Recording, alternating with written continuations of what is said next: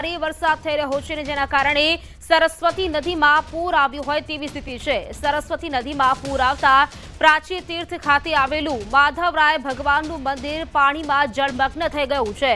માધવરાય ભગવાનની મૂર્તિ પર 8 થી 10 ફૂટ પાણી ભરાઈ ગયું છે।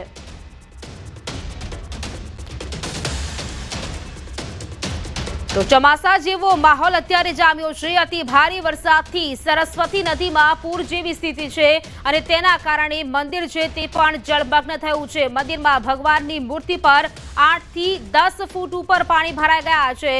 ચોમાસા જેવો માહોલની વચ્ચે અહીં વાત કરીએ તો જે પ્રકારે વરસાદ વરસી રહ્યો છે, કમોસમી વરસાદના કારણે નદી નાળાઓ પણ છલકાઈ ગયા છે। નદીમાં પૂર આવ્યું હોય તેવી સ્થિતિ છે।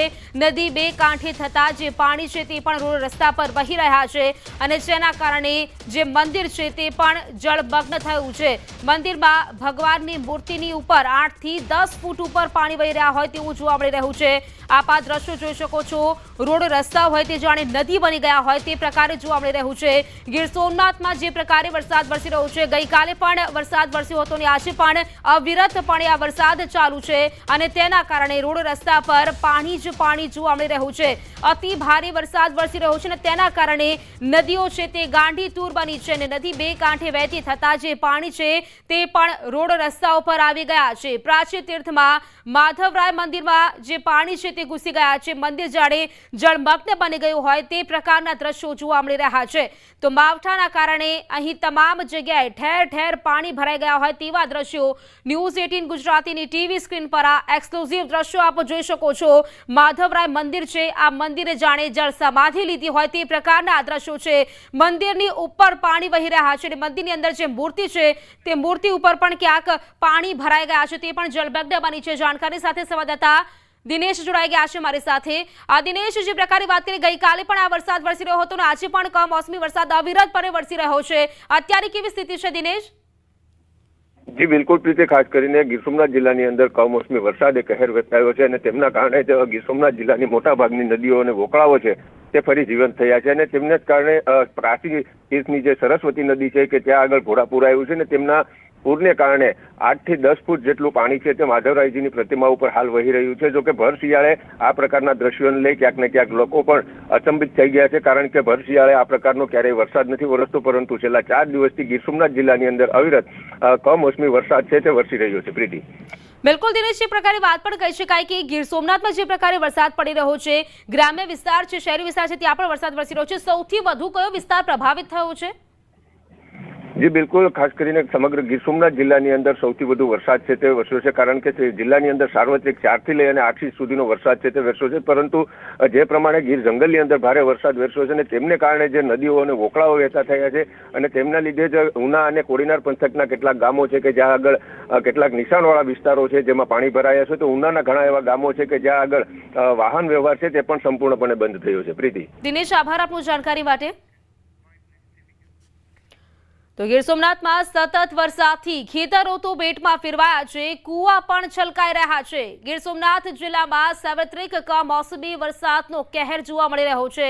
આ કમોસમી વરસાદે એવો તે કહેર મચાવ્યો કે પહેલા ખેતરો બેટમાં ફેરવાયા અને બાદમાં નદી નાળા અને વોકળા વહેતા થઈ ગયા।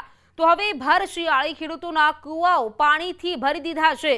કુવાઓના તળ ઊંચા આવતા કુવાની બહાર પાણી નીકળવા લાગ્યા।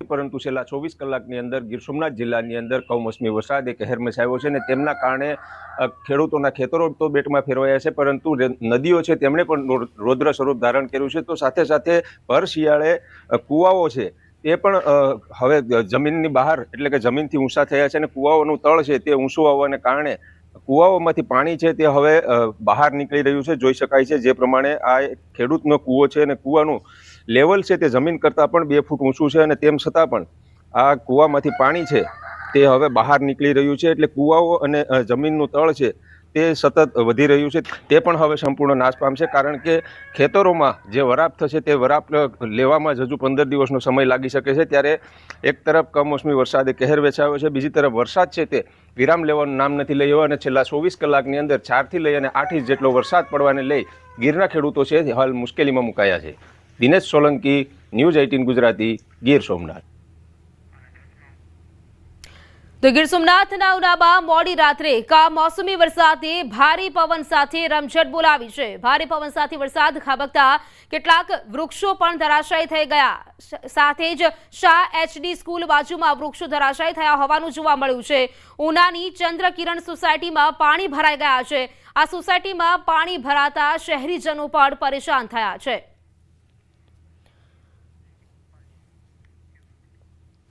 વાત કરી કોડીનારના અરણેજ ગામમાં પાણી ઘૂસી આવ્યા. નીચાણવાળા કેટલાક વિસ્તારોમાં પાણી ઘૂસી ગયા છે. અરણેજ ગામ સહિત ઉપરવાળા વિસ્તારોમાં પણ ભારે વરસાદના કારણે પાણીએ સામ્રાજ્ય જમાવ્યું. હજુ વરસાદ વરસે તો ગામમાં સ્થિતિ વણસી શકે તેમ છે. તો નીચાણવાળા કેટલાક વિસ્તારો છે ત્યાં પાણી ભરાઈ ગયા છે. કોડીનારનું અરણેજ ગામ, તે ગામમાં પણ પાણી ઘૂસી આવ્યા છે. અરણેજમાં આકાશી આફત ત્રાટકી હોય તે પ્રકારના દ્રશ્યો આપ જોઈ શકો છો. ગામમાં પાણી ઘૂસી આવ્યા છે. નીચાણવાળા વિસ્તારો છે ત્યાં પણ પાણી ઘૂસી ગયા છે.